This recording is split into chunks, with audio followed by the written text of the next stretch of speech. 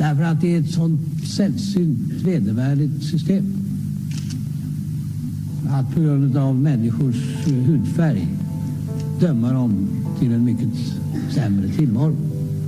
Och det är en skam för världen så länge detta består. 90 000. Ja, det är mord på Sveavägen. Det var en slakt. Och det var en slaktare, det var en bödel som visste precis vad han ville. Han blev inte skjuten som statsminister. Han blev skjuten som privatperson. Polisen säger att mordet av allt att döma var mycket noga planlagt. Och alla personer med walkie-talkies på varsin sida om Sveavägen som man hörde liksom. Jag trodde att man i mordutredningar alltid gjorde bandade förhör med de väsentliga personerna som har funnits på platsen och som är viktiga. Makalöst ointresse. Och det är klart att man försöker liksom suggerera sig fram till att få ihop bilderna om man var säker på att det var dem, så vill man ju få det att överensstämma med sitt eget vittnesmål. När sanningen om det här kommer fram så kommer det svenska samhället att förändras i grunden. Sydafrika, vilket jag personligen tycker är ett ganska intressant uppslag med tanke på att det är en ganska konkret motivbild. Det pratas mycket om Sydafrika och det är flera personer som har tagit kontakt med oss och haft intressanta synpunkter på det här uppslaget. Fick Craig veta att Palme var nyckelpersonen i att ena sydafrikanska anti-apartheidrörelsen. Det var min tanke och det har jag trott allt sedan dess. I de förra 2 delarna tog vi upp hur en ny avsiktligt vilseledande bok skulle lanseras och hur en PR-kampanj i mörkläggningskretsar går till. Vi fick även bekräftelse på att det fortfarande dras oskyldigt, redan drabbade vittnen, och deras uppgifter i smutsen, bara för att personer ska få ihop sina påhittade teorier, medvetet och avsiktligt. Vi förstår nu bättre varför tiggandet om ekonomiska bidrag har varit ett sådant stort fokus från flera håll, något som redan därför varit ett stort fokus för denna kanal, att inte ens be om. Till och med uttryckligen avstå ifrån. Det gick alltså att ta reda på sanningen, utan att fortsätta att bedra befolkningen genom att lura av alla pengar, i all oändlighet. Ni som bidragit får gärna låta er skämmas en stund för det, därför att det är den känslan vi utrustats med, för att förstå när vi gjort fel, och undviker det nästa gång, genom att tänka efter kritiskt, före. Det får läggas in under rubriken folkbildning, vi haft som tema på denna kanal ett tag. Sedan förra veckan har det såklart kommit ut ett nytt poddavsnitt i PR-kampanjen och precis som jag sa kom det att handla om fallskärmsjägare. Denna gång skulle kopplingen vara via Tore Forsbergs operation Kossi van Tutte som Säpo anordnade på mordkvällen. Den operation vars deltagare aldrig har delgivit vad de sett och hört på mordnatten samtidigt som landets statsminister sköts till döds på öppen gata. Tore Forsberg själv åkte bara hem när han chockad fick höra om vad som hänt. Vad säger egentligen det om Gunnars påhittade krystade fallskärmsjägarspår? Vad säger det egentligen om vad man borde diskutera i sammanhanget? Vidare drar Gunnar ännu en gång upp militärens icke-handlande som argument för samma tröttsamma egna avsiktligt mörkläggande tolkning att det skulle ha med mordet att göra. Vi återkommer till hela det resonemanget framöver, var så säkra på det. Gunnar fortsatte att hamra in fruktansvärda anklagelser mot Palmeskenutredningen och fortsätta idiotförklara personerna för att ha spekulerat fram kopplingar mellan Engström och Stay Behind, fast Gunnar själv absolut inte kan förstå varför. Genomskinligt och uppenbart upplägg. Man kan bara undra hur numera privatpersonen Christer Petersson mår idag med detta förlöjligande skitsnack. Podden la som vanligt energi på att försöka tvätta i alla de mycket konkreta argumenten som förts fram på denna kanal, genom att lyfta fram Mårtens förändrade utpekanden av alla personer genom åren. Detta ska slätas över av Gunnar och självklart sedan bekräftas av programledaren. Det är precis så mönstret i retoriken ser ut. Gunnar förklarar att vittnesutsagor ofta förändras över tid då folk, i detta fall Mårten, gärna vill hjälpa till i utredningen och att Mårten egentligen hade en mycket vag, bild av mannen han såg följa sina föräldrar. Nu kliver Gunnar in på mycket djupt vatten, eftersom det är just mitt kunskapsområde och stora intresse. Det finns inte alls stöd i forskningen att vittnen förändrar sina utsagor i anslutning till utredningen. Visst kan man ha uppfattat fel från början, men håller sedan ofta fast vid samma uppgifter om man inte påverkas utifrån. Men då finns det ofta enkla förklaringar som det går att härleda till. Det blir nämligen ett problem med tillförlitligheten och därmed trovärdigheten i uppgifterna om man förändrar sina uppgifter. Det vet alla som försökt berätta en historia för vänner flera gånger, tills någon vän säger att det där sa du inte förra gången. Detta vill varken ett oskyldigt vittne eller till och med en skyldig gärningsman bidra med. I just detta fall finns det ingen som helst rimlighet bakom argumentet, eftersom Mårten, precis som sin mor, inte ens varit intresserad av att hjälpa till med utredningsarbetet för att fånga den verkliga gärningsmannen. Att Mårten sitter under rättegången och pinsamt räknar upp alla de personer som han sett som den efterföljande mannen belägger istället mycket mer saker. Det skulle i princip ha diskvalificerat hela hans deltagande i rättegångarna överhuvudtaget, men det slätas helt över. Gunnar påstår även att Mårten kan ha förförts av utredarna, men undviker avsiktligt att berätta att Mårten själv tog kontakt med Palmeskenutredningen efter att han sett bilden i tidningen på en kurd. Behöver jag även ännu en gång dra fram det mycket mer trovärdiga och tillförlitliga vittnet Pia Engström, som aldrig såg någon följa paret Palme på Sveavägen, som Mårten påstår. Mårten ljuger avsiktligt under hela förloppet, men det är klart att Börje Wingren ska få all skit, ännu en gång, för det första förhöret av både Gunnar och programledaren. Det börjar bli riktigt tröttsamt med denna inhamring. Det som är fakta, och som Mårten själv erkänner i samband med Åshedenbanden, är att han suggererar sig fram till och förändrar sitt vittnesmål baserat på vad Palmeskenutredningen ville. Det är den enda rimliga förklaringen till hur en väluppfostrad och välutbildad person kan sitta och erkänna detta utan att skämmas ögonen ur sig och i princip själv erkänna falskt vittnesmål som han vet att han aldrig kommer åka dit för. I slutet på avsnittet blir det så tydligt att det bara handlar om att sälja så många av Gunnars böcker som möjligt. Det är direkt osmakligt hur budskapet ska hamras in. Men tänk på en sak. Ingen ifrågasätter ens de uppgifter som kommit fram i boken. Vart är magasinet Filter, sosseförfattaren Thomas Pettersson och hela hans entourage? Det är som att de har blivit instruerade att helt hålla tyst, bara för att Gunnar ska få hinna sälja en massa böcker. Så skendebatten om Engström och fallskärmsjägare därefter ska fortsätta i all oändlighet framöver, med att hela det andra gänget ska ge sig på Gunnars uppgifter, när Gunnar väl casher 10. Alla kanske ska låta Gunnar få sin lön och sin egen fallskärm nu, när han rimligen skrattar, hela vägen till banken. Kopplingen mellan fallskärm och Gunnars fiktiva spår med fallskärmsjägare kanske är väldigt relevant i sammanhanget. Börjar verkligen inte alla andra se mönstret i hur skendebatterna ska ta upp allt mediautrymme?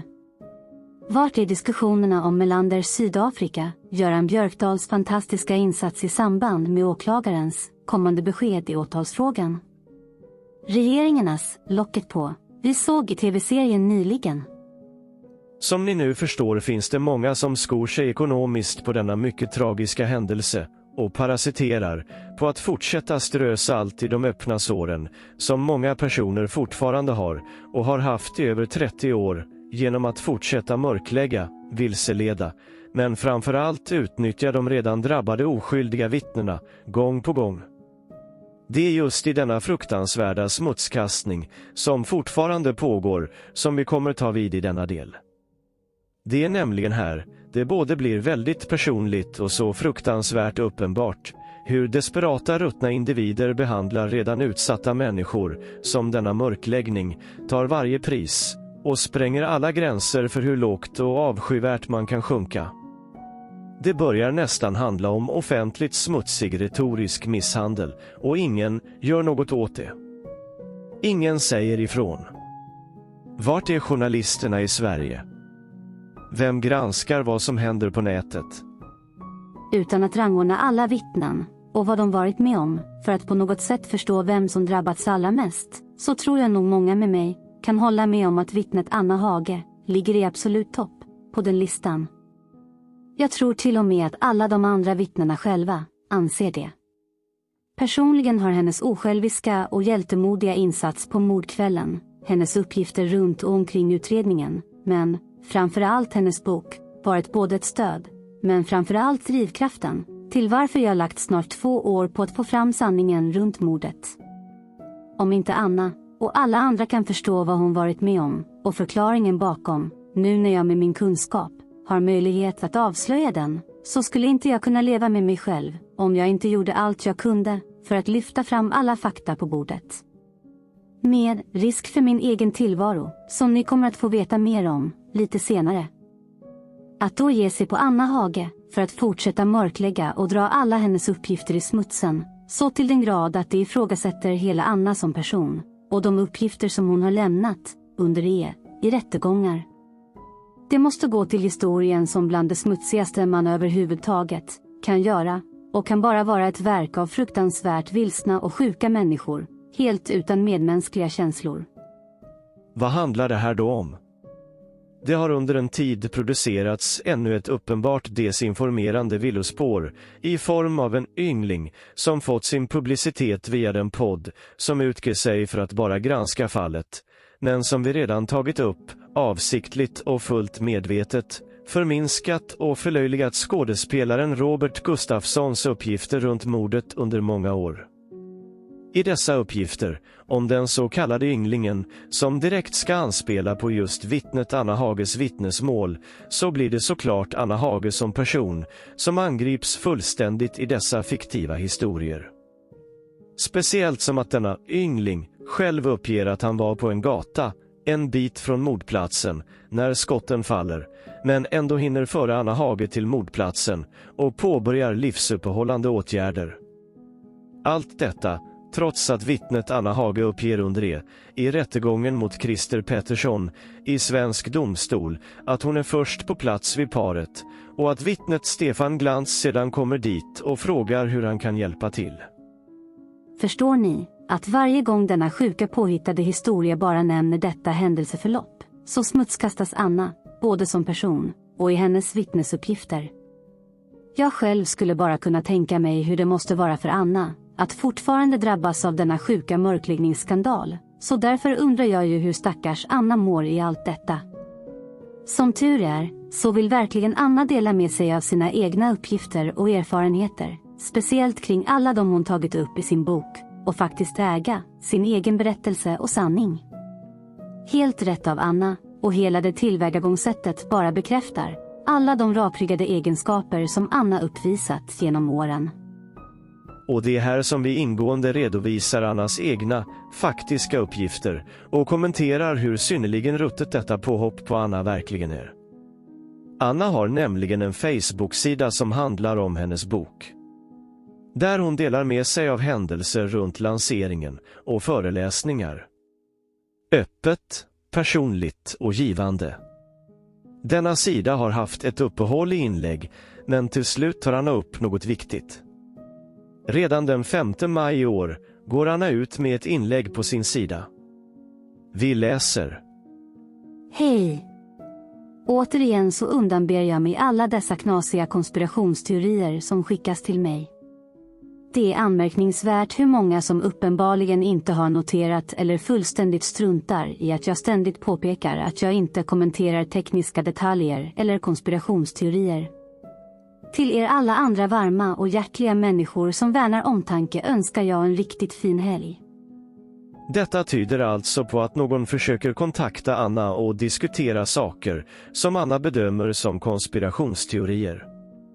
Anna är så upprörd så hon inte önskar denna person, eller personer, någon fin helg. Eftersom hon tillägnar alla andra detta. Anna är uppenbarligen mycket upprörd och irriterad. Den 27 juni skriver Anna ett nytt inlägg. Vi läser. Jag tvingas ständigt att stänga av vissa personer från min sida. Otroligt oförskämt att försöka skapa sig publicitet genom att försöka marknadsföra sig här. Jag har haft denna del öppen för att jag någonstans tror på att låta människor nå mig.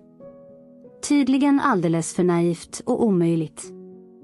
Jag tänker inte ens att nämna personen som det rör denna gång, för jag tänker inte ens ge honom den uppmärksamheten. Det finns endast en enda aktör som har behandlat mig med fullständig respektlöshet, och det är en podcast som klivit långt över sina gränser genom att publicera mer än tillåtet material i sina kanaler. Denna aktör är som jag ser som en mycket oseriös aktör som bara vill ha publicitet. Obehagligt. Personen jag nu stänger av har samröre med denna aktör. Jag skriver i kommentarsfältet vilken aktör det handlar om. Vill inte ge dem taggen för publicitet heller. Innan vi försöker förstå innehållet i det Anna skriver, läser vi även upp Annas kommentarsfält som nämner aktören. Om någon vill veta vilken podcast det är som har klivit över sina begränsningar, så kan jag meddela att det är PALMEMORDET. SE. Vad säger nu allt detta? Det förklarar att personen, eller personerna, fortsätter att plåga Anna, trots att hon varit tydlig med att hon inte vill ha denna kontakt, över en månad innan. Anna tvingas alltså stänga av personen från sidan, samtidigt som hon känner sig dum för att tro att hon kan ha denna sida utan att bli kontaktad av konspirationspersoner.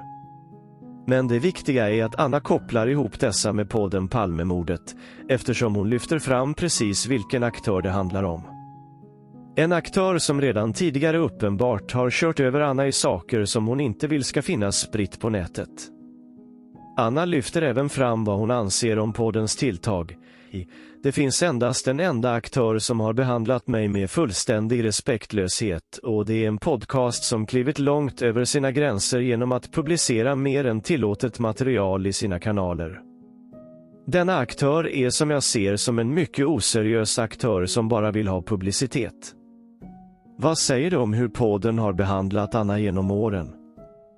Självklart kliver den ansvariga för sakerna in själv och viftar bort samröret med den, eller de som plågar Anna. Vi läser. Hej även här Anna. Om personen du avser heter Robert och har yttrat sig i podden, så har han inget samröre med oss. Hemsida med mera är hans och hans vänners idé. Jag har förstått att han skrivit oförskämt till flera personer. Vi står inte bakom detta på något sätt. Vi ville berätta hans historia för att sedan kunna faktagranska den ordentligt med extern hjälp och gå igenom hålen i den. Jag ber ärligt och innerligt om ursäkt om en person vi pratat med orsakat dig obehag. Självklart är det oacceptabelt. Men jag vill än en gång vara tydlig med att personen inte agerar för podden. Vi har behandlat dig, utifrån bok och vittnesmål, med vederbörlig respekt och till och med avstått från att använda ditt hela namn fram tills att du tog steget ut i offentligheten i och med din bok. Allt för att skydda dig och andra vittnen från påhopp eller ovälkomna frågor. Vi vidhåller att du, som vi sagt i avsnitten tidigare, agerade klokare och mer hjältemodigt än vad många vuxna hade gjort i den situationen. Därom tror jag inte det finns någon oenighet. Du är välkommen att kontakta mig via Messenger på den här profilen om du vill prata mer om det. Men som sagt, om det avser personen jag tror, agerar han definitivt efter eget huvud och absolut inte på uppdrag eller i samarbete med oss. Han var en uppgiftslämnare, och om han betett sig illa är det sista gången han är detsamma i sammanhang där vi medverkar. Återigen, jag beklagar verkligen om uttalanden i podden eller av personen gjort dig upprörd. Självklart har det aldrig varit vår mening. Du har vår största respekt. Med vänliga hälsningar. Tobias, podden Palmemordet. Här kommer såklart försvarstalet från programledaren, som ska skylla allt på någon annan, och att de absolut inte har något samröre med personen, eller personerna.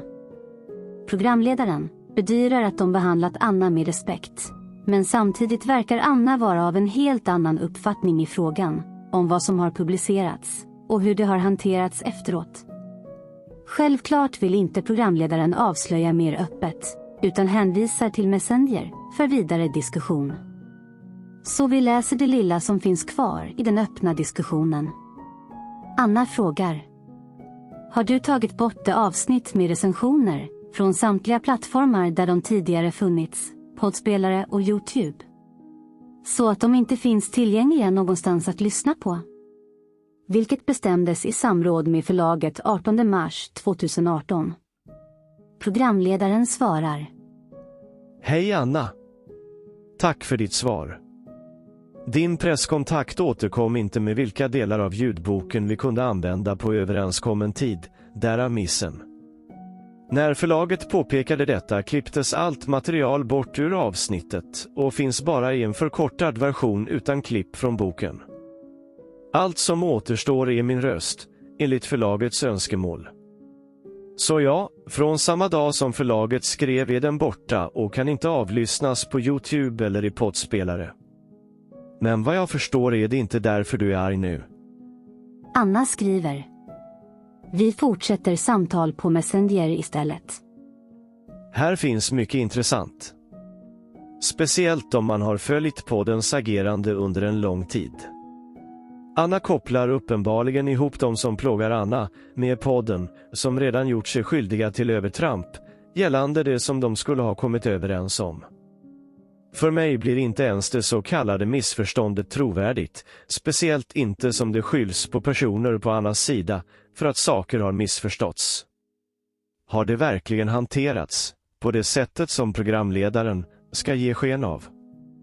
Men det tar inte slut där, för redan samma dag, i ett nytt inlägg, förstår vi verkligen hur upprörd Anna är för det hon utsätts för. Vi läser vad Anna skriver. Nu är jag faktiskt på riktigt jävligt arg. Så arg så jag tänker ta bort den här sidan. Innan jag gör det vill jag bara meddela att jag är så otroligt tacksam för alla fina kommentarer och all kärlek och pepp som jag fått under åren. Jag skrev min bok för att kunna sätta mina minnen på pränt, för att kunna prata och berätta hur jag känner mig. Det var det enda sättet för mig att bryta min tystnad för hur allt har påverkat mig. Hur allt har påverkat mitt liv. Men fortsatt så ska jag vara allmänt gods. Jag ska vara helt ärlig, jag skiter fullständigt i era konspirationsteorier och vilja att lösa något mer och återberätta för kommande generationer. Jag har bidragit med mer än tillräckligt i denna mordhistoria. Lämna mig i fred, jag har inget mer att säga. Förstår ni verkligen inte hur illa detta är? Anna överväger alltså att stänga ner hela sin sida på grund av allt hon blir utsatt för. Som Anna beskriver det, var det ett sätt för oss alla att få reda på hennes upplevelser och erfarenheter, och som varit helt ovärderliga för att vi så här långt senare skulle kunna nysta upp vad som faktiskt hänt och verkligen förstå hur illa Anna har blivit behandlad under alla år. Allt detta vill nästan Anna backa ifrån, bara för det hon nu utsätts för. Självklart ska programledaren pudla även detta inlägg. Vi läser. Hej Anna. Jag misstänker att en person som framträtt i podden med mig som programledare kan ligga bakom din ilska. Jag vill bara betona att vi inte står bakom hans uttalanden eller omdömen, utan bara återger hans historia som vi gjort med många andra. Historien kommer att följas upp med en grundlig granskning av faktiska omständigheter, och detta kommer såklart också att sändas. Om det är som jag misstänker, och det är detta som gjort dig upprörd, vill jag å poddens vägnar innerligt och ärligt be om ursäkt. Vår tanke har självklart aldrig varit att utsätta någon för obehag. Du är självklart välkommen att kontakta mig om det är så fallet är, så ska vi se till att lösa det till det bästa. Jag instämmer helhjärtat med dem som kallar dig hjälte för din insats den kvällen, och det säger såväl jag som min kollega också i tidigare avsnitt. Tobias, podden Palmemordet. Eftersom programledaren även ska kommentera detta inlägg så hans pudlingar ska synas, så påpekar Anna även här poddens övertramp med Annas material. Vi läser. Hej Tobias, har du tagit bort det avsnitt med recensionen från samtliga plattformar där de tidigare funnits, poddspelare och YouTube? Så att de inte finns tillgängliga någonstans att lyssna på? vilket bestämdes i samråd med förlaget 18 mars 2018. Programledaren svarar. Se tidigare svar. Ja. Allt som finns i min röst utan klipp från boken, något vi inledningsvis blivit lovade av ditt förlag. Att recensera en bok utan att använda ljudklipp eller citat ur den är, som du säkert känner till, okej. Och jag vill betona att det hela rör sig om bristande kommunikation och inte något sätt att profitera på dig eller förlaget. Programledaren fortsätter. Det är lugnt. Vi har ingen ond avsikt eller liknande, det var ett ärligt misstag som åtgärdades. Om min teori om inlägget nu sist stämmer, så hör av dig så ska vi lösa det. Det är inte acceptabelt någonstans och vi kan inte ha med folk som inte kan bete sig på nätet. Anna svarar.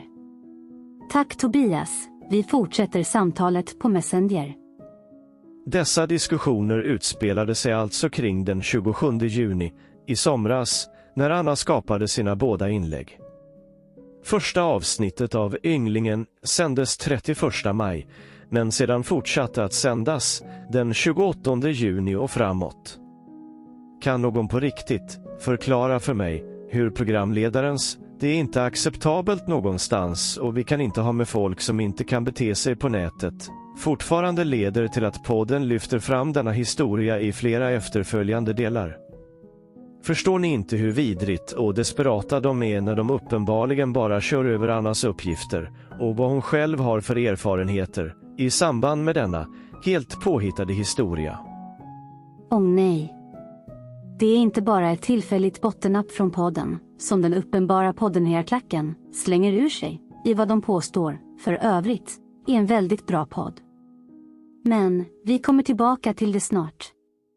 Det är ett fullkomligt övergrepp av en desperat agerande podd som inte hade något annat att komma med i samband med att Stocklassas serie skulle släppas. Det med det verkliga och riktiga spåret, Sydafrika. Med citat från Carl Colby, som hört om att det fanns en hemlig övning på mordnatten samtidigt som Palme mördades. Det är en ren desperation, bara för att Gunnars påhittade verk inte var klar än, på långa vägar. Eftersom det tar tid att komma på helt nya sjuka idéer och tid att körsbärsplocka fram uppgifter som ska stödja detta. Sanningen och det verkliga händelseförloppet tog bara ett enda år att forska fram med rätt kunskap. Som tur är, för oss alla, så valde Anna att fortsätta ha kvar sidan.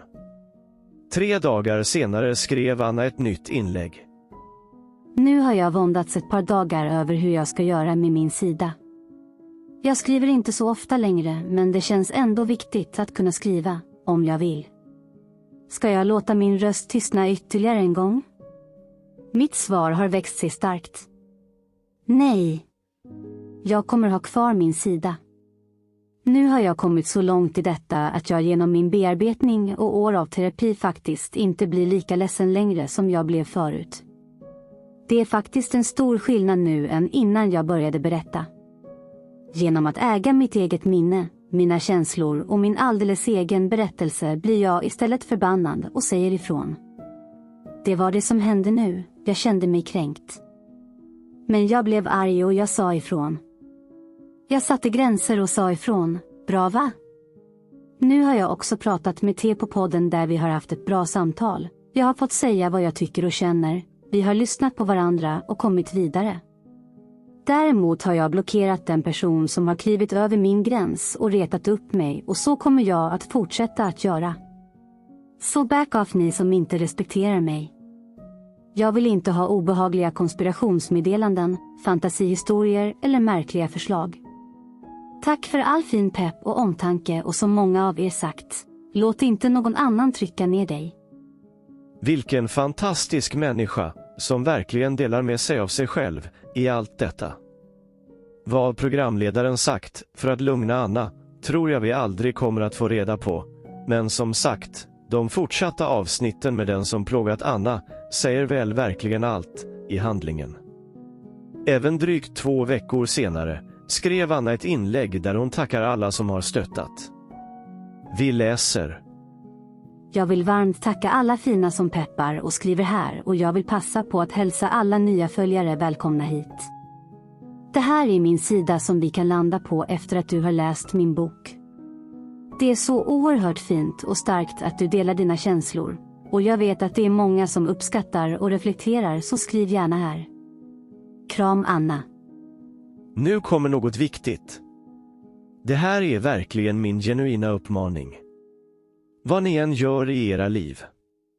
Har ni ett hjärta, överhuvudtaget, i er kropp, som slår? Skriv en stöttande kommentar på Annas egna sida till en av de mest utsatta tjejerna vi har i detta land, och som under så många år terroriserats, fått ett genuint hotfullt besök av en militärklädd person, och allt det som vi redan har läst om i hennes bok och tagit upp på kanalen. Denna mycket utsatta person har alltså blivit utsatt igen, och blir det fortfarande. Även om ni skulle gå på och tro på programledarens ursäkter, så ska vi se om vi inte kan gräva vidare kring vad det här egentligen handlar om. Det viktiga för att förstå bakomliggande motivbilder är nämligen att förstå handlingarna, och inte bara lyssna på de insmickrande bortförklaringarna som programledaren svänger sig med som. Vi har behandlat dig utifrån bok och vittnesmål med vederbörlig respekt. Vi vidhåller att du, som vi sagt i avsnitten tidigare, agerade klokare och mer hjältemodigt än vad många vuxna hade gjort i den situationen. Du har vår största respekt. Jag instämmer helhjärtat med dem som kallar dig hjälte för din insats den kvällen. Och det säger såväl jag som min kollega också i tidigare avsnitt. Man måste nämligen, med all denna information, ställa sig de verkligt relevanta frågorna. Är det av största respekt för Anna att gå vidare med denna yngling som uppenbarligen har plågat Anna i flera månader? Var det något som det redogjordes för i poddavsnitten när ynglingens historia flera gånger om skulle hamras in? Denna fiktiva historia, som i princip anklagar Anna för mened i sina uppgifter under en svensk rättegång. Om att hon var först fram i paret. Seriöst. Här måste var och en verkligen ta sig en egen funderare på vem man är som människa, och om man bara sitter stilla och ser på när sådant händer. Att göra det blir även det något som man måste leva med, och själv tänka på den dagen man själv blir utsatt för något och inte kan försvara sig och kanske behöver hjälp från andra. Är det så svårt att förstå att podden och ynglingen planerat detta ihop sedan lång tid tillbaka? En rimlig gissning i tid är att det kokades ihop redan i samband med Palmemordskonferensen. Hela ämnet följer nämligen formatet skendebatt, som bara handlar om att ta upp människors tid i ett helt irrelevant påhittat ämne för att allt fokus ska flyttas från de verkliga sakerna. Det spelar ingen roll att de drar in sin mörkläggningsexpert i ett avsnitt som ska kritisera de helt påhittade uppgifterna, när det sedan i nästa ska få det att låta som att detaljerna är så detaljrika, så det måste vara sant. Podden handhar till och med sin egen skendebatt i och med detta pingpongande. Det blir precis som bröd och skådespel i romarriket. För att hjärntvättade poddenanhängare ska hålla sig lugna och inte protestera. Det finns nämligen ingen som helst tvekan i vad som har hänt. Anna Hage är den första personen som är framme vid paret precis efter skotten för att påbörja livsuppehållande åtgärder. Helt enkelt därför att Anna säger det. Hon har även sagt det under i rättegångar. Det finns ingenting att diskutera, ingen annan fiktiv historia att ens överväga. Tror du överhuvudtaget något annat, så tror du fel. Denna sjuka historia med ynglingen skulle aldrig ha sett dagens ljus. Den skulle framför allt aldrig fått något utrymme alls i Palmemords sammanhang. Den borde i alla fall helt ha kasserats och dementerats när Anna reagerade som hon gjorde på de fruktansvärda påhoppen. Men det var precis det som hände ändå, och beror på en desperat mörkläggande Palmemordspodd som inte har några som helst problem att låta personer komma till tals trots att de har plågat den redan drabbade Anna Hage så till den grad att hon vill ta bort hela den sidan där hon har velat berätta om sin upplevelse och velat att människor ska kunna dela med sig av vad hennes bok har betytt för dem. Men, när något hos mig känner att det här är nog inte hela sanningen, så kan jag inte bara låta bli att försöka förstå mer. När jag försöker gräva djupare och hör programledarens pinsamma bortförklaringar efter recensionen av Anna Hages bok och hör i flera program hur programledaren försöker vifta bort hela historien och skyller på kommunikationsbrister och ungdomlig entusiasm. När man verkligen har lärt sig och förstår hur smutsig retorik fungerar, får man helt enkelt gå vidare till källan för den recensionen och bilda sig en egen uppfattning. Så vi återger hur programledaren sammanfattar recensionen av Anna Hages bok. Så i ett avsnitt av podden sammanfattar den mycket obehagliga programledaren boken med att det bland annat riktas kritik från Anna mot media. Vilket programledaren tar åt sig som personlig kritik för att han själv utger sig för att vara journalist. Så bara för att Anna nu marknadsför sin bok via media, så ska alltså inte Anna få kritisera media hur de har hanterat henne under alla år. Den fruktansvärt obehagliga programledaren fortsätter att anklaga Anna för att ställa upp på intervjuer, sitta hos Skavlan med mera. Hos programledaren ringer alltså detta falskt. Han har alltså stora problem med att Anna efter att ha fått sitt liv förstört för en mörkläggande Palmeskenutredning, så målar han ut Anna som falsk, när hon bara får möjlighet att berätta om vad hon varit med om. Det är så fruktansvärt smutsigt som något kan bli. Men det slutar inte där. Anna ska även målas ut som girig när den obehaglige programledaren påstår att det är pengarna som styr, när kritik och innehåll inte ger något. Vidare ska det visst vara svårt att sätta en stämpel på boken, och i det sammanhanget ska det mer påstås handla om en självhjälpsbok, för att antyda att Anna skrivit boken bara för att bearbeta sina egna inbillade trauman. I detta påstår programledaren att boken inte heller bidrar med nya fakta, om man bortser från Annas upplevelser. Vilket såklart är minst lika mycket värt som de få korta vittnesutsagorna som finns med henne. Vidare lyfter den obehagliga programledaren fram den enda delen som han själv reagerar på, som har med samtalet och militären att göra.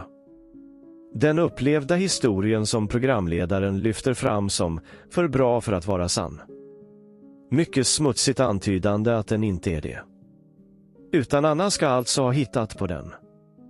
Med olika förslag på möjliga personer, och i det sammanhanget ta upp en person som bara skulle spelat Anna ett spratt, är så otroligt lågt att klistra på Annas mycket obehagliga upplevelse av en mycket verklig händelse.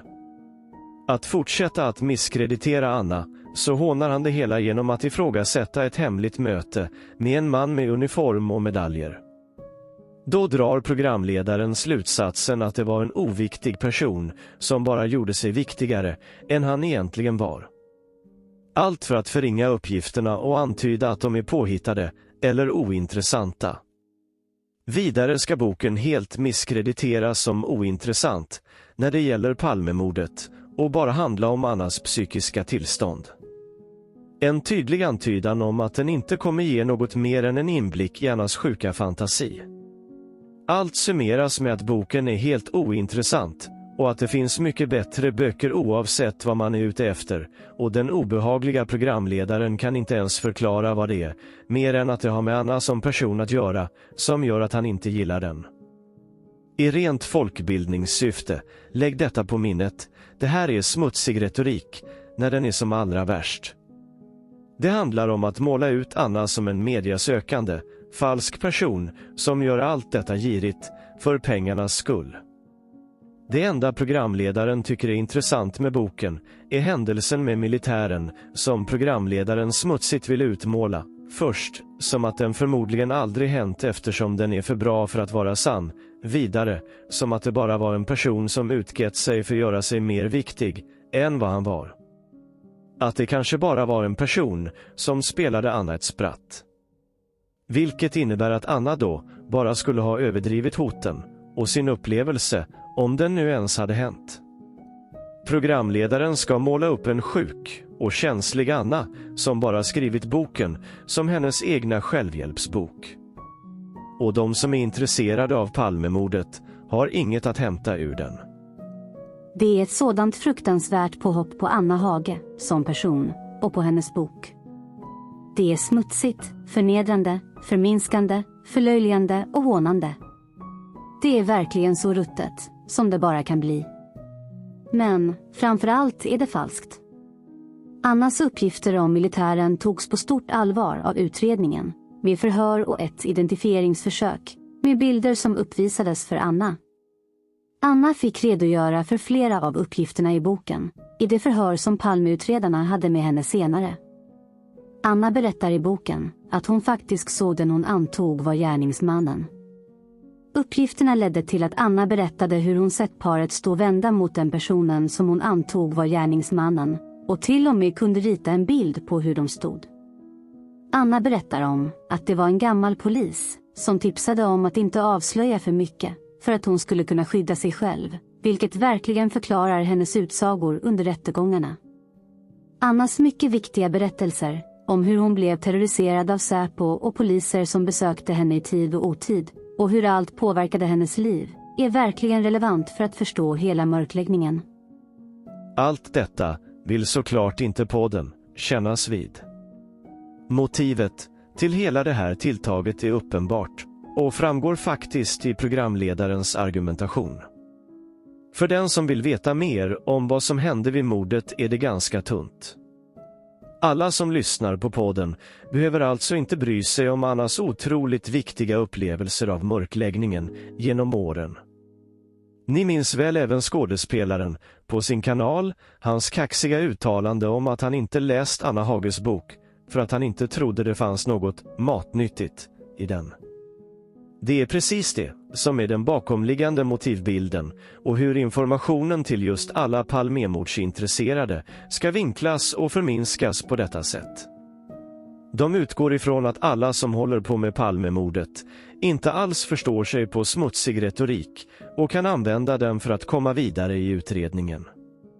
Det är just för att boken har så mycket viktig och relevant fakta från ett sådant fantastiskt vittne som de gör allt för att dölja den för deras hjärntvättade följare, och det är precis därför som det fruktansvärda tilltaget och sågningen av Anna som person och boken så smutsigt genomförs.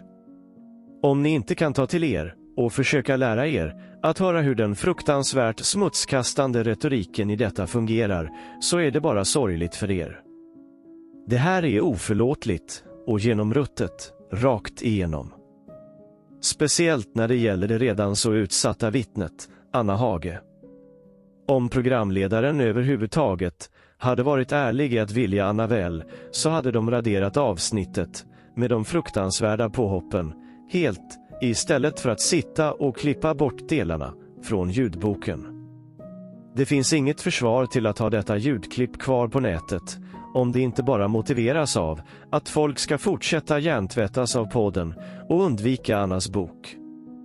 Det är alltså i handlingarna, och även i avsaknaden, som man förstår de bakomliggande smutsiga motiven, oavsett vad de ger sken av i bortförklaringarna. Fördelen med just Anna är att det finns mycket underlag för att bilda sig en vettig bild av hur hon är som människa. Vi har förhören, vi har artiklar i tidningen, inspelningar under rättegången, men framförallt, vi har hennes fantastiska bok. När man väl förstår mer om personen bakom, förstår man motiven till hur hon reagerar som hon gör. Det är då man måste försöka gå till botten med vad som hänt. Självklart kan inte Anna be podden ta bort något som smutskastar henne, men det inspelade materialet kan hon i alla fall tvinga bort. Men att programledaren inte ens raderade hela detta karaktärsmordet säger verkligen allt. På riktigt. Skäms. Jag försöker fatta mig väldigt kort och rakt. Alla ni som aktivt fortsätter att stötta podden, medvetna om detta fruktansvärda tilltag, så kommer jag och andra göra allt för att dokumentera uppgifterna ni bidrar med. Även om min kanal idag, märkligt nog, har en mycket blygsam prenumerationsskara, så kanske möjligheterna att nå ut i framtiden blir större. Då kommer jag försöka redogöra utförligt vilka som varit med och deltagit i det här spektaklet. Det här hör inte hemma i Sverige och ingen annanstans på denna planet, så länge jag har möjlighet att förstå och försöka förklara vad som händer. De som bidragit och påhejande stöttat detta fruktansvärda beteende mot oskyldiga människor genom åren måste skämmas för detta tilltag. Det finns inget annat sätt att lära sig utan att skämmas rejält för att kunna utvecklas som människa. Det är därför vi utrustats med dessa känslor.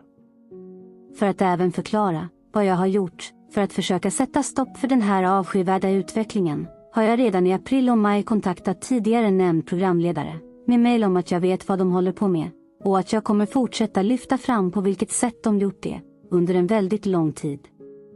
Allt för att ge personerna en möjlighet att sluta med det. Jag har informerat programledaren om att hans inbillade psykiska ohälsa rimmar mycket illa med hans fortsatta mörkläggande via podden och då inte ens blir trovärdig. Om han nu verkligen känner sig dålig, beror det troligen på att verkligheten, sanningen och det stundande avslöjandet börjar komma ikapp. Och att hans inbillade ohälsa rimligen bara handlar om helt vanliga känslor som skam, skuld och ånger som vi människor utrustats med och som ska hindra oss från att göra så fruktansvärda saker som han bidragit till. Men det var bara för några veckor sedan jag fick svar från programledaren på mejl. För att bespara er alla undanflykter, bortförklaringar och lögner om hur de bara redovisar vedertagna sanningar, så har jag klippt ur 2 stycken vi ska titta närmare på och tillsammans försöka tolka. Jag behöver nämligen hjälp från er att förstå. Vi läser. Jag tycker inte att du verkar speciellt balanserad utifrån hur du skriver om en person du inte alls känner, så jag tycker inte att vi har så mycket att säga varandra. Jag nödgades polisanmäla dig för förtal i och med dina försök att karaktärsmörda mig, men fick reda på att det troligen kommer att läggas ner på grund av att du är för feg för att framträda med namn, och det därmed behövs en arbetsinsats från polisen. Jag vill vara tydlig med att du inte är så anonym som du kanske tror. Med hjälp av researchers har jag en bra uppfattning om vem du är, och det har även polisen. De har ju lite andra möjligheter än vad vi vanliga har, även om vi kom fram till samma namn. Jag skulle därför avråda dig från att försöka med flera dumheter, då det kommer att slå tillbaka på dig själv i form av anmälningar. Du har redan gjort dig skyldig till förtal, förolämpning och copyrightbrott. Låt det stanna vid det. Lägg där till informationen som delgavs alla andra via ett inlägg i Facebookgruppen Palmerummet.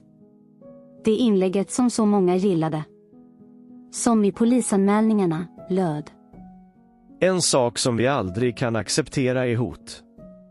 Personen bakom det anonyma inlägget, som nu är borttaget, tackadmin, är sedan tidigare polisanmäld av mig för olaga hot alternativt ofredande med anledning av ett yttrande i en tidigare video. Jag kommer att fortsätta att polisanmäla alla direkta hot mot mig, min person och säkerhet. Detta har bara behövts en enda gång, vilket jag tackar er medlemmar för. Vi är inte alltid överens, men det har aldrig slagit över i hot. Eftersom programledaren nu har svarat, långt senare på ett mejl jag skickat direkt till honom, kan vi med största säkerhet utgå ifrån att det är han själv som skickat detta. Så slipper vi att höra någon ny bortförklaring framöver. Men det är i detaljerna av detta som jag behöver hjälp att förstå vad som händer och vad jag ska oroa mig för. Som vi redan tagit upp. För det första så skulle alltså en polisanmälan gjorts mot mig redan i februari på grund av hot, men som vi visade i en tidigare video var helt obefogade och det enda möjliga hotet i sammanhanget kan bara ha rört sig om att programledaren snart kommer att bli avslöjad som mörkläggare. Det var då nästan 100 personer hejade på och tyckte att programledaren skulle polisanmäla allt, samtidigt som administratörerna i Facebookgruppen raderade ett inlägg om att en ny video var släppt, som en person snällt nog postat i rummet åt mig, eftersom jag blivit utslängd därifrån, utan någon som helst förklaring. Men När jag nu får ett nytt meddelande så förstår jag inte om det verkligen gjordes en anmälan eller inte, eftersom polisen inte hade resurser att ta reda på vem jag var. Märkligt. Det trodde jag inte var några svårigheter, efter vad jag sett på TV. De kan ju prova mejla om inte annat, så kan jag ta ett snack med dem om vad det egentligen handlar om. Men enligt programledaren nu så har polisen alltså sagt att det troligen skulle läggas ner för att det inte gick att ta reda på vem jag var. Så frågan blir då om det verkligen gjordes en polisanmälan i februari. Vad tror ni? Hur tolkar ni meddelandet? Men det märkliga stoppar inte där. I nästa stycke så har podden och polisen redan tagit reda på vem jag är och de har jämfört uppgifterna och kommit fram till samma person. Polisen som tidigare hade svårt att ta reda på vem jag var och istället skulle lägga ner ärendet har nu helt andra resurser för att utreda. Det verkar märkligt tycker jag. Vad tycker ni? Självklart följs detta upp med en massa nya hot om polisanmälningar om jag inte slutar med att gå på programledaren och podden, antar jag, med mina sakliga och konkreta belägg. Ni som har kunskap om vilka brott jag skulle ha gjort mig skyldig till får gärna upplysa mig om det. Jag har som jag tidigare tagit upp bara relaterat till och utnyttjat citaträtten för att tydliggöra hur podden agerar när de förminskar viktiga vittnesuppgifter och själva nedvärderar vittnena. Jag har till och med citerat podden för hur de själva granskade Matte och hans material i ett tidigare avsnitt. Men, märk väl. Det kommer aldrig några sakliga och förklarande svar på all den kritik som jag riktat mot podden och hur de har hanterat uppgifter från utredningen, förminskat vittnens uppgifter, undvikit att ta upp mycket relevanta ämnen och så vidare. Det är bara hot om polisanmälningar som kommer tillbaka i all den kritik jag för fram. Ställ er själva då frågan, vad beror det på? Är inte det också belägg för att de inte vill ta en saklig debatt om Theo och likheten med skissen på grannmannen, Engström som hjälten, inte gärningsman, som stoppar Söderström på Kungsgatan?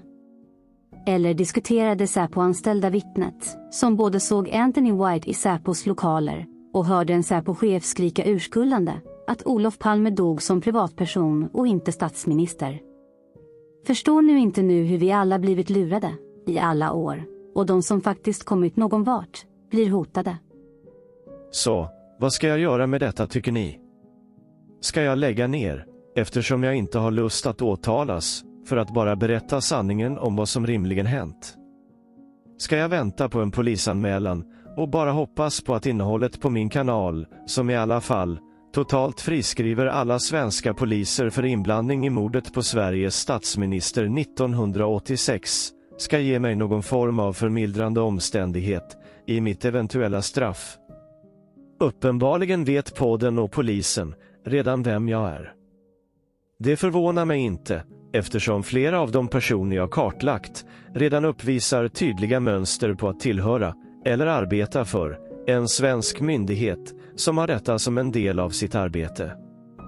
Finns intresse för hur man kan avslöja sådant via vanliga Facebook-profiler kan jag eventuellt göra ett sådant avsnitt i framtiden. Jag förstår heller inte varför programledaren i podden gör flera försök att hota med polisanmälningar mot en simpel privatspanare som bara har 790 prenumeranter på kanalen och bara 500 till 1000 visningar på sina avsnitt. Är det verkligen något att bli så upprörd över om man har så många andra som stöttar en podd ekonomiskt och verkligen verkar ha oändligt med resurser för att berätta sin egen sanning istället? Medan jag väntar på svar från er i kommentarerna om vad ni tycker att jag ska göra, tänkte jag i alla fall visa hur man kan utreda vidare när sådana hot kommer. Vet inte om detta är rätt väg, men tänker att om podden, deras researchers, vet vem jag är och hotar med att avslöja det, är det nog bättre för mig att tydliggöra vilka andra som rimligen vet om det. Då vet alla att om uppgifter om mig eller polisanmälningar mot mig kommer ut nu, så vet alla precis vilka det kommer ifrån. Men kom ihåg att avslöja mig, som förklarat att jag bara kan göra detta anonymt, ger då samtidigt belägg för att min lilla YouTube-kanal är så viktig att stoppa Och mig som person ska man ge sig på. Inte innehållet i det jag för fram. Då kan ni säkert dra slutsatser om sanningshalten i innehållet på kanalen.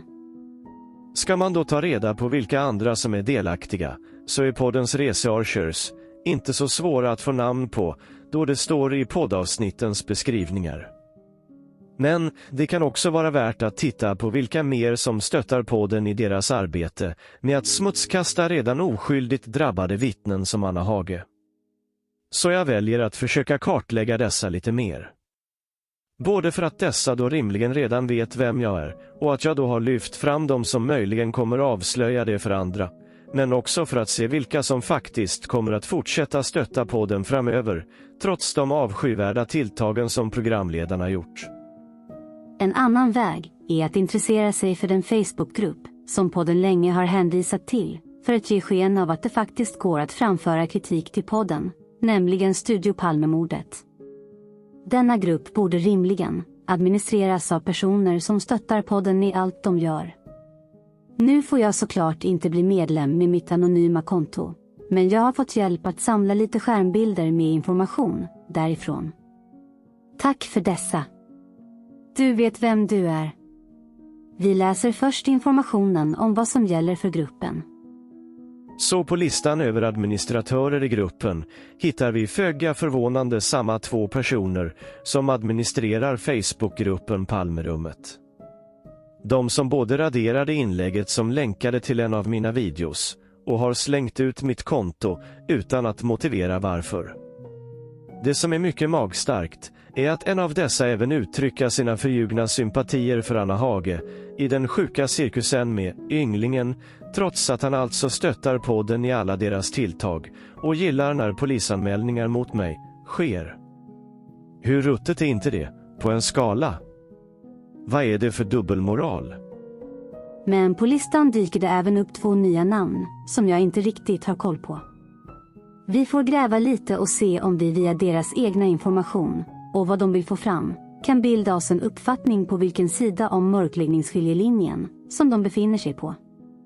Först vill jag dela med mig lite av min uppfattning om hur du tar reda på mer information om en person eller profil. Tänk på att en kommentar till något ofta bara handlar om att man reagerar på vad någon annan för fram. Vilket i sig säger en del om bakomliggande motiv, men att skapa ett eget inlägg, då handlar det verkligen mer om att du funderat och formulerat dig mer ordentligt innan du faktiskt tar upp en sak och vill någonting med det. Det har helt enkelt en mycket kraftigare bakomliggande motivbild i det du tar upp. Det spelar ofta ingen roll om du bara låtsas fråga om något för att retoriskt lyfta ett ämne. Har du skapat inlägget så vill du ofta något. Det är motiverat. Så, när vi tittar på ena administratören så hittar vi rätt snart ett inlägg som helt ska sänka den fantastiska och energiska journalisten Sven Aner. Vi läser. Är Sven Aner en desinformatör? Jag vet inte och har inte grävt speciellt mycket heller, men följande dyker upp hela tiden i olika Palmeforum. LP som kliver ur en polisbil på Saab, Anti-Avsan sköt Palme och Hans Holmér var inte i Borlänge. Alla 3 bär signaturen Sven Aner och är enligt honom grundligt genomgångna och verifierade påståenden. Häromdagen så kunde vi slutligen konstatera, även om detta gjordes mindre grundligt för något år sedan, att det inte är LP på bilden utan Ingrid Klerning.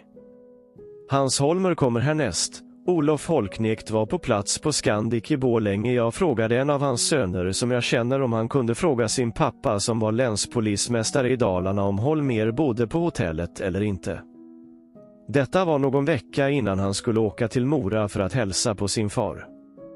Svaret blev, jo då pappa var själv på Scandic och fick verifierat att Holmer bodde där mellan 28 februari 86 och 1 mars 86. Sedan har vi nästa bit där Aner utan att bli emotsagd eller fälld för ärekränkning under många år anklagat Anti-Avsan för att vara mördare.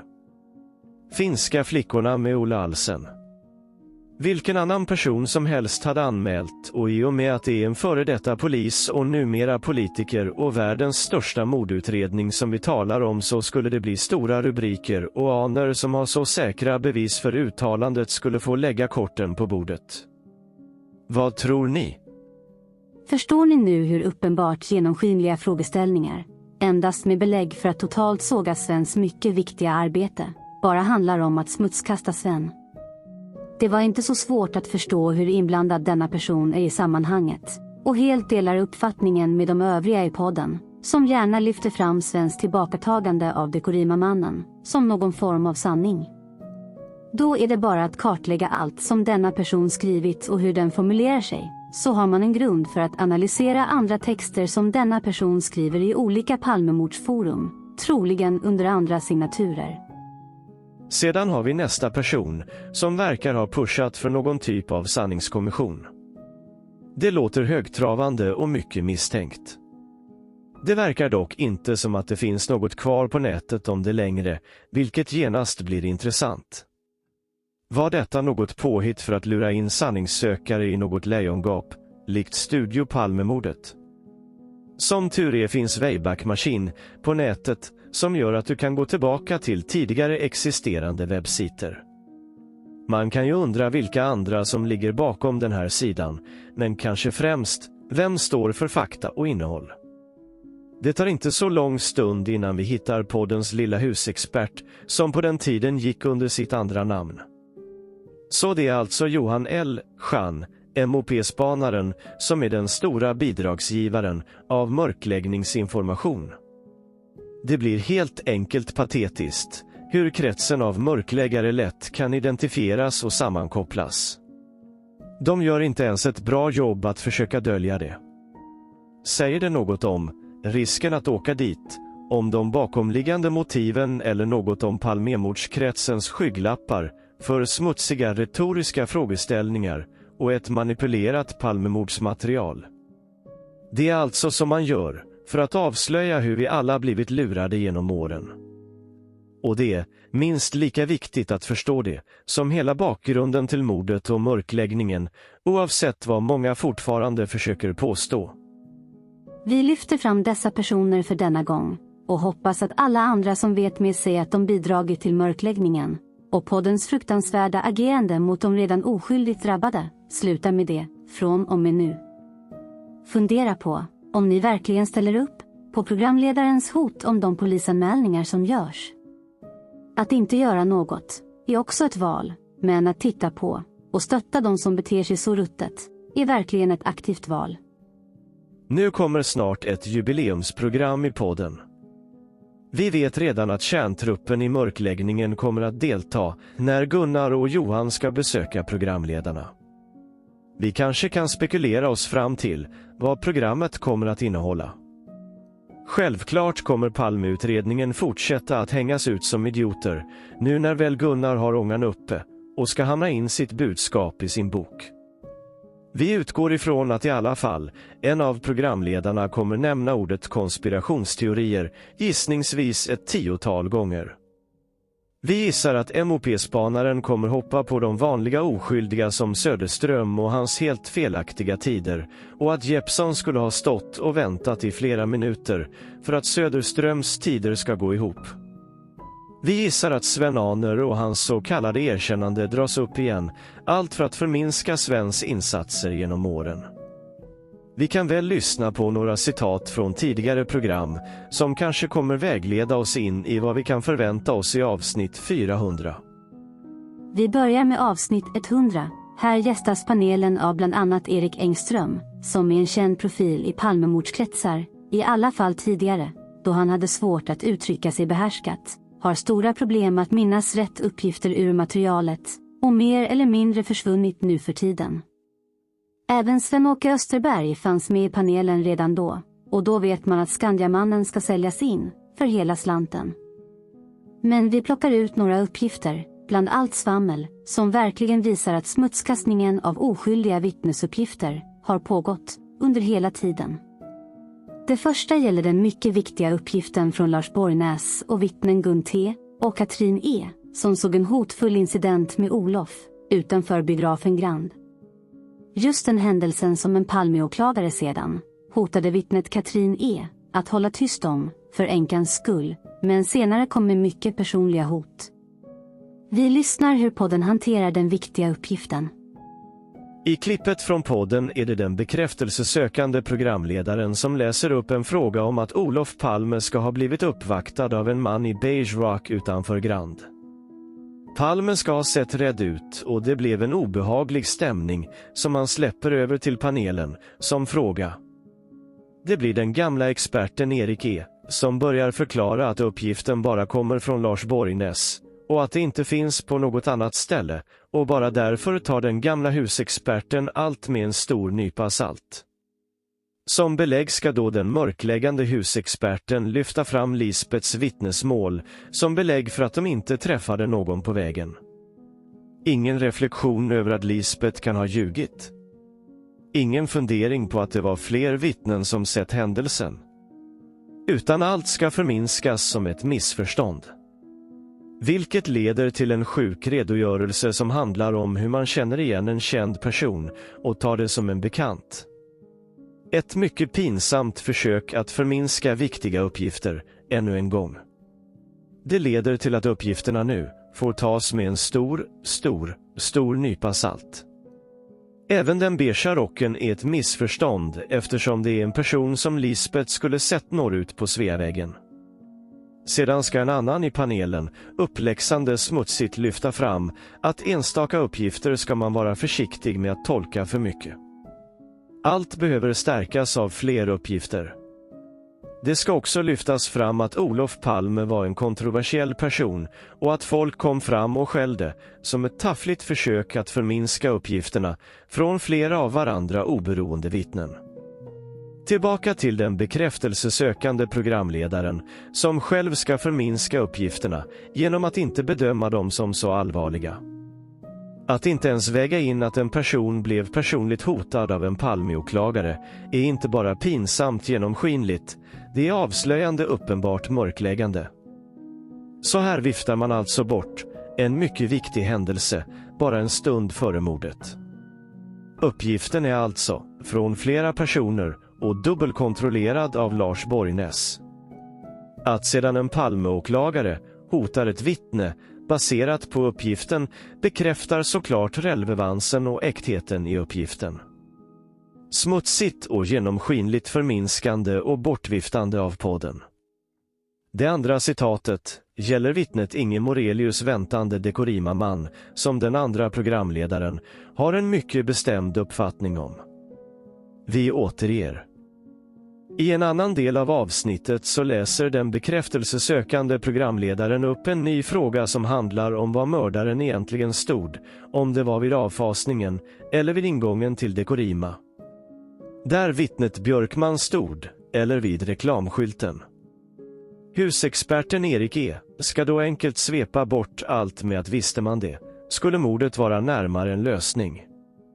Vidare kliver programledaren in igen och refererar till hur de dagen innan varit vid mordplatsen och bara hänvisar till vittnesuppgifter som att det är så bara. Först tas vittnet Morelius upp, vars uppgifter ännu en gång handlar om att det är mellan avfasningen och ingången till Dekorima, vilket vi redan förklarat i ett tidigare avsnitt, handlar om att Morelius rimligen inte såg och förstod att avfasningen fanns på huset, utan han trodde det var slutet på huset som anses vara avfasningen. Vidare är det vittnet Björkman som ser gärningsmannen hålla om Palme. Vittnet Delsborn ser paret stå och prata med gärningsmannen. Det konstateras kallt att ingen har observerat att gärningsmannen har stått vid avfasningen och sedan går fram och skjuter paret Palme. Det är en stor lögn, eftersom vittnet Morelius precis har beskrivit det. Och väger man in att Theo mötte paret vid reklampelaren så får allt sin naturliga förklaring.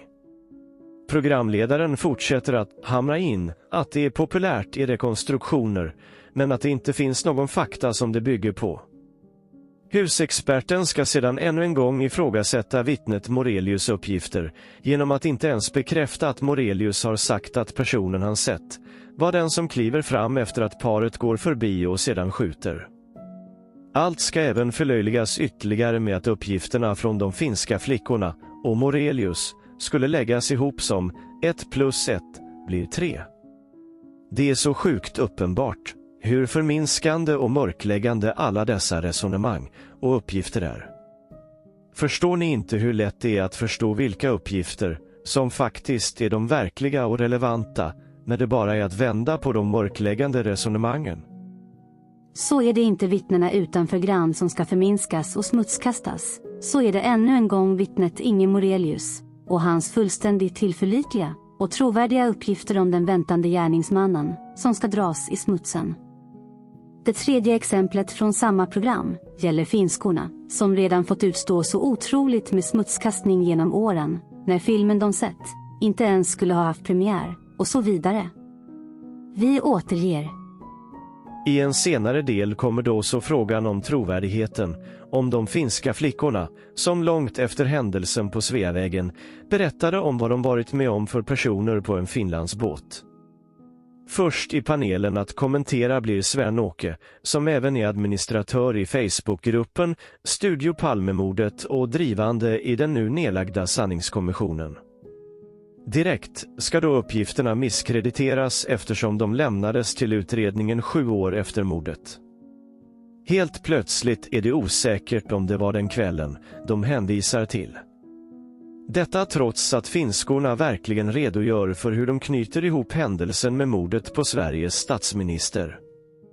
Smutsigt och pinsamt resonerat. Det ska visst vara lätt att ifrågasätta deras uppgifter då.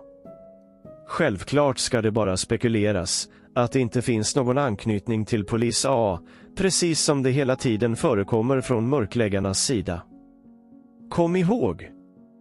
Den ena finska flickan frågade om vad klockan var på finska. Skulle någon på en svensk gata i Stockholm chansfråga någon om tiden på finska? Självklart kände den finska flickan igen mannen. Det är så avslöjande hur man kan misskreditera uppgifterna med så pinsamt uppenbara argument. Uppgifterna, eller påståendena, ska alltså ha blivit en skröna trots att flickan frågade på finska. Programledaren håller såklart med. Det är även så mycket annat i deras uppgifter som gör att man ska vara tveksam till uppgifterna. Även nästa person i panelen tar uppgifterna med en nypa salt, av samma tidsargument. Ingen lägger någon värdering i finskornas hela förklaring till varför de aldrig lämnade uppgifterna till polisen. En förklaring som är absolut trovärdig. Det är till och med så att flickorna verkligen blir ovänner på kuppen för att uppgifterna kommit fram trots att de lovade varandra att aldrig avslöja dem. Det blir även en påsmetad lös diskussion om att kontrollera källan till uppgifter utan att uttala sig om det specifika fallet. Det är verkligen sådan mörkläggande hantering på en så låg nivå som det verkligen kan bli. Även de övriga inblandade, som Ola Alsen, ska dras in och misskrediteras. Avsiktligt ska det vändas på uppgifterna för att fortsätta smutskasta finskorna genom att man börjar spekulera i varför finskorna skulle ha för motiv att hitta på historien. Ännu mer typiskt smutskastande retorik. Vidare ska det bli en allmän spekulerande diskussion om att alla uppgifter är svåra att värdera och att det alltid finns ett val i vad som kan stämma eller inte. Allt ska vara osäkert och oklart. Svara istället på varför finskorna skulle ljuga. Varför blev de ovänner över att de lovade varann att aldrig berätta? Allt sammanfattas såklart med att man inte ska lägga så stor vikt vid finskornas uppgifter, speciellt som det gick så lång tid. Ännu en gång, förstår ni inte hur mönstret hela tiden upprepar sig? Det är när podden avsiktligt förminskar uppgifterna som man vet att de är sanna, relevanta och verklighetsbaserade. Så enkelt är det. Känns inte ordet skröna väldigt mycket igen från andra aktuella sammanhang? Det är förminskande, hånande och smutsigt. Vi går raskt vidare till program 200, då var Jean på besök som gäst. Ni vet Johan L, eller MOP-spanaren som han också kallar sig. I detta avsnitt ska självklart vittnet Jeppsson bli anklagad för att vänta länge om Söderströms tider ska kunna stämma, vilket vi redan gått igenom felaktigheterna i. Jean pratar om sanningskommissionen och pushar för sitt arbete där, vilket knyter ihop säcken ännu mer. Jean rekommenderar sedan Flashback som plats för diskussioner, trots att han låtsas som att han inte har läst allt där. Det är bara att gå in på Flashback och läsa vad MOP-spanaren skriver. Inlägg med uppgifter om Jeppsson och Söderström med länkar till, gissa vad, sanningskommissionen. Genomskinligt och uppenbart. Men vi lyfter även fram programledarens bortförklaringar i detta avsnitt, som bland annat var det som gjorde att jag grävde vidare i uppgifterna om Anna Hage och hennes reaktion på recensionen som gjordes på hennes bok. Vi återger. I detta avsnitt är det den mörke och obehagliga programledaren som försöker vifta bort och slänga ur sig sin överslätande version av hans fruktansvärda personligt påhoppade recension av Anna Hages bok. Det blir svamlande argument om att Anna Hages förlag inte svarat på förfrågningar i tid, och det blir tydligt att programledaren leker Uppdrag granskning på ett pinsamt juvenilt sätt. Vinklingen blir såklart att han publicerade klipp från boken utan att fråga, vilket han anklagar andra för att inte göra. Att det väckte ont blod sedan hade såklart inte bara med det olovliga att göra, när man verkligen lyssnar på hur fruktansvärt utmålad Anna blev, som podden gjorde sig skyldiga till. Vidare fortsätter den obehagliga programledaren att hävda i detalj att han inte fick några begränsningar och därmed ska försöka lägga över ansvaret på Annas förlag för att det blev som det blev. Allt summeras med att den obehagliga programledaren hade agerat helt utifrån de direktiv han hade fått. Med det menar han alltså att, om ingen uttryckligen säger på vilket sätt han inte får använda materialet, då gör programledaren som han vill. Vilket var precis vad han också gjorde. Programledaren fortsätter att hävda att det var förlaget som ville styra vad som fanns med i recensionen, men att han såklart inte kunde ta hänsyn till det. Den bekräftelsesökande programledaren kliver då in och förklarar varför det avsnittet blev nerklippt, för att de var tvungna att ta bort det som förlaget inte tillät. Allt ska slätas över som en kommunikationsmiss och ungdomlig entusiasm. Problemet är att det som alltså lämnades kvar i avsnittet är de fruktansvärt smutsiga påkletade etiketterna och utmålandet av Anna Hage som person. Det räcker med några få enkla frågor. Varför inte radera avsnittet helt, om det var kommunikationsmiss och ungdomlig entusiasm? Varför avsiktligt och medvetet lämna kvar de smutsiga personpåhoppen? Här visade det sig alltså att programledaren bara körde över förlagets och Annas vilja, och hade de hört hur avsiktligt smutskastande avsnittet verkligen blev, hade de aldrig ens haft en diskussion från början.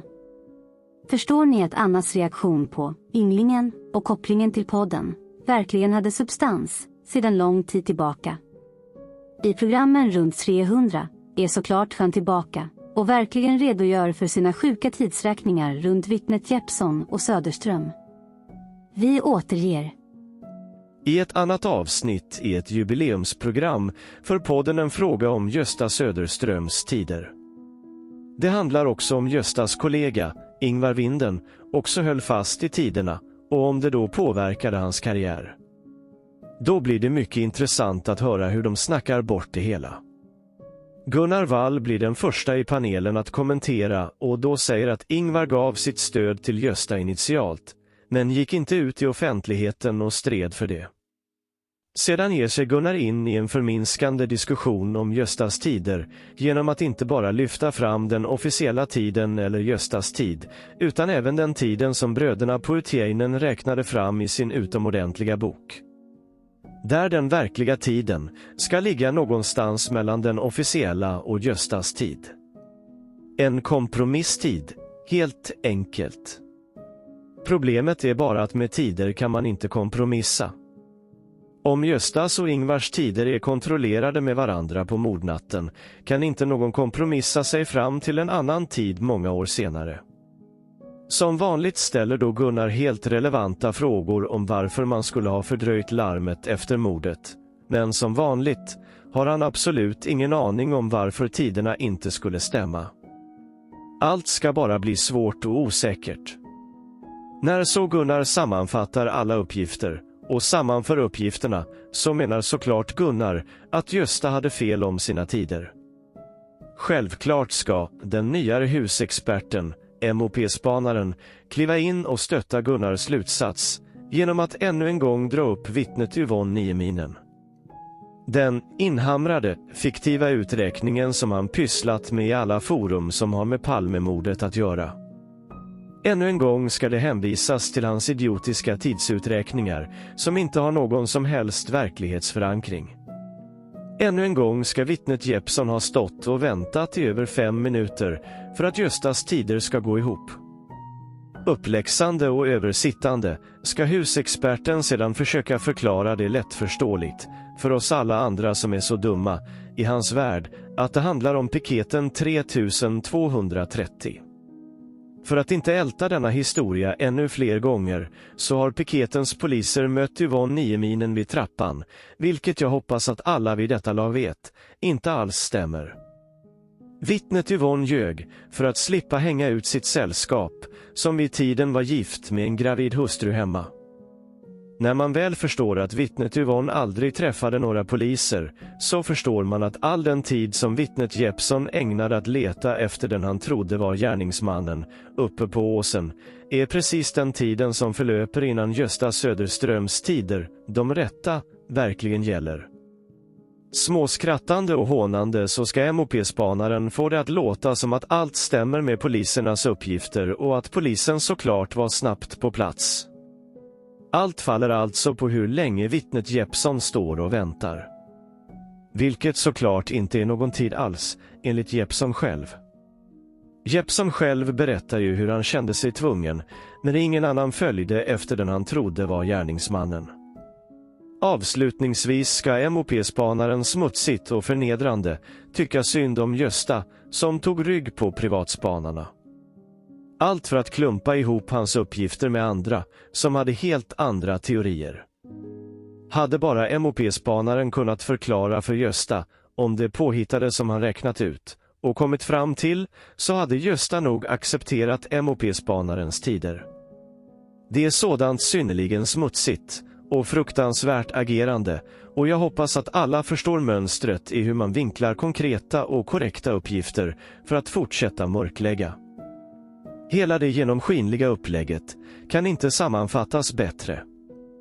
Både Jeppsson eller Söderström ska fortsätta dras i smutsen när det egentligen som hände är att Söderström tider stämmer på pricken och vittnet Yvonne Nieminen aldrig träffade några poliser vid trappan.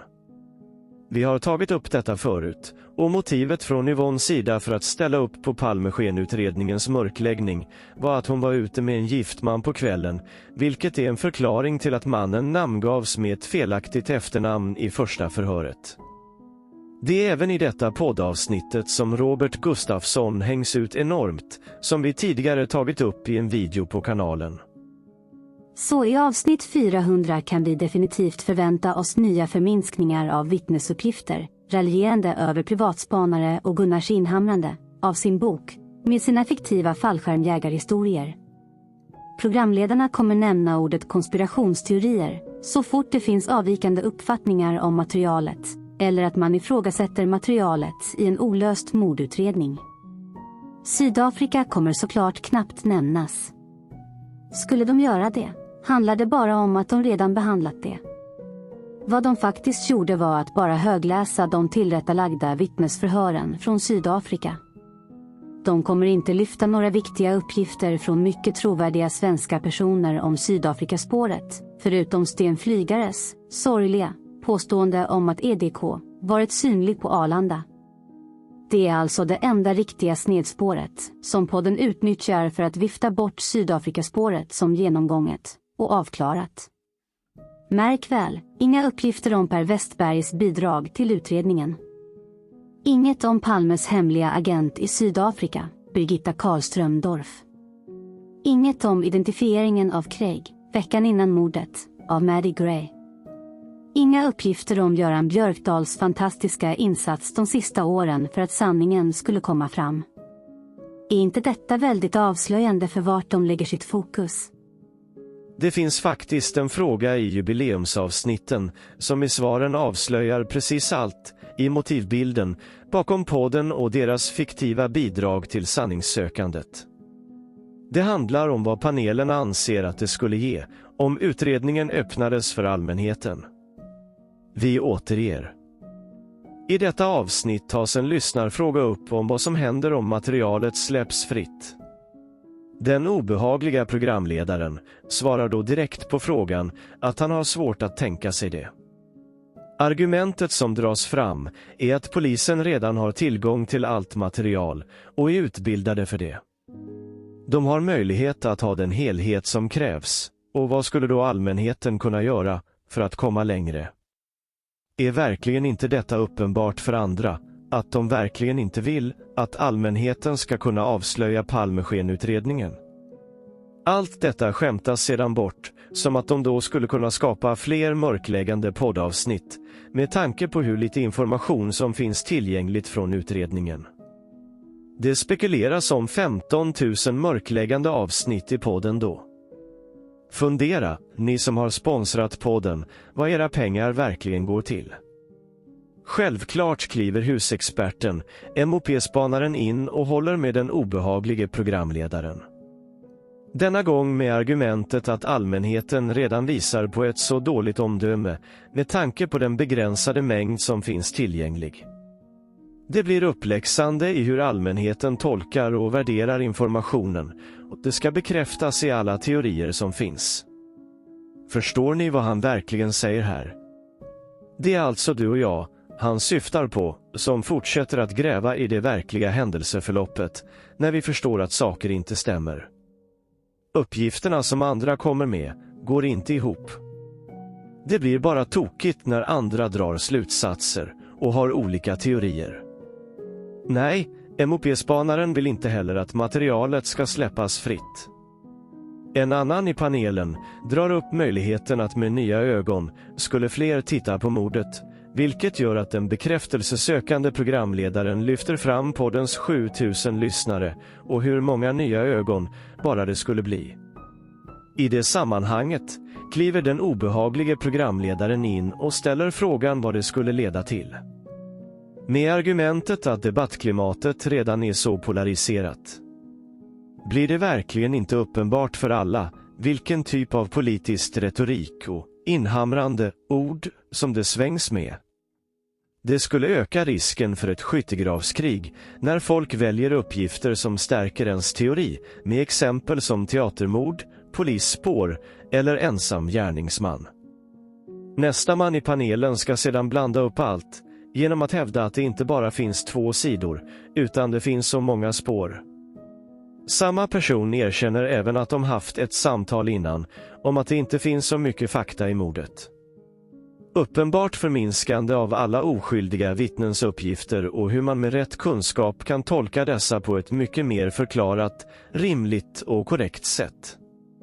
Självklart ska den bekräftelsesökande programledaren kliva in och instämma att det finns så otroligt lite fakta som man faktiskt vet har med mordet att göra. Det avslutas med att det som finns i utredningen skulle nog inte vara så intressant ändå. Förstår ni inte det helt sjuka i att personer som ägnat så mycket tid åt Palmemordet inte ens vill att materialet ska släppas till allmänheten? Det finns ingen som helst rimlighet i det, om man inte förstår att de befinner sig på mörkläggningssidan och fortfarande vill förminska och vinkla informationen. Hoppas ni förstår mönstret i hur självutnämnda grindvakter, som mainstream media, beter sig och vägrar att släppa en debatt fri med tanke på vad allmänheten ska tycka och tro. Känns inte mönstret igen från dagens politik? Jag tycker verkligen det sammanfattar hela poddens verk och tydliggör bakomliggande motiv för allt smutsigt de ägnat sig åt under alla år. Skendebattera irrelevanta saker, förminska och förlöjliga de relevanta detaljerna och uppgifterna bara för att fortsätta mörklägga sanningen och det verkliga händelseförloppet. Sättet det gjorts på är helt avskyvärt, även om det för min egen del varit mitt sätt att snabbt förstå vad jag ska leta vidare i. Så, som jag redan gjort i flera sammanhang, så har jag tackat programledaren, MOP-spanaren, P.O. Falmo, Pelle Nilsson och många andra för hjälpen, eftersom deras genomskinliga agerande verkligen underlättade utredandet. Har hört att det skulle tagit 9 år att bara gå igenom Palme-utredningsmaterialet, men med hjälp av alla uppenbara retoriska knep tog det bara 1 år att förstå det verkliga händelseförloppet och sedan 1 år att förklara för andra och avslöja mörkläggarnas metoder.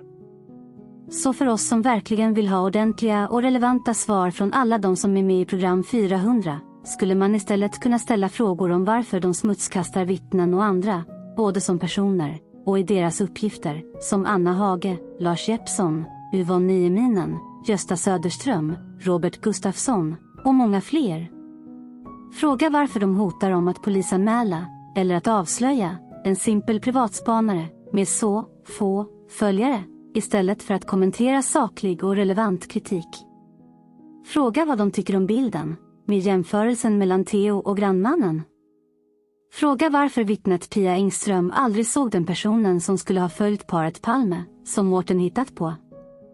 Fråga varför programledaren läser upp vittnesförhör runt Mårten nyligen, men inte ens reagerar själv över att uppgifterna mellan deltagarna i hur förhöret under mordnatten skulle ha gått till, trots att han läser detta med bara minuters mellanrum. Det är genomskinligt och uppenbart. De ignorerar allt som är relevant och verkligt. Så, när nu Otto nyligen i en kommentar, hånande och förlöjligande, kallade mina videos och mina påhopp som ren underhållning och sömnmedel, så kom jag att tänka på ett citat från Gandhi som egentligen gäller alla mörkläggare i detta fall.